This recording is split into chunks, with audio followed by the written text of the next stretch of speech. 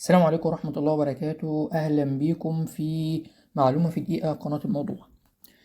لو أنت في يوم كده شكيت إن في حد قدامك عنده ستروك، سكتة دماغية، ساعتها تعرف إزاي أو المفروض تعمل إيه؟ بص، هو أنت أول حاجة لازم تتصرف بسرعة وبخطوات متجمعة في كلمة فصل زي ما سمعت كده. تعال أعرفك معنى كل حرف فيها إيه. حرف الإف اللي هو الفيس، هتطلب من المصاب يبتسم أو يبين سنانه.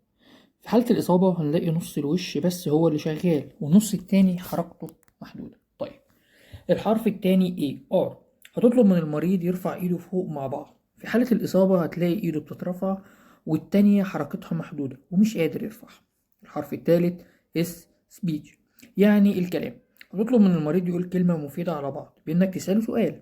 في حالة الإصابة هتلاقي كده في صعوبة في الكلام أو تلعثم، أو بيقول كلام غير مفهوم. اما حرف التي اللي هو التايم ده، لو لقيت العلامات اللي فوق ديت يبقى انت لازم في اسرع وقت تنقله المستشفى او تطلب الاسعاف، لان الوقت بيفرق جدا. بس كده، دي كانت معلومة النهارده.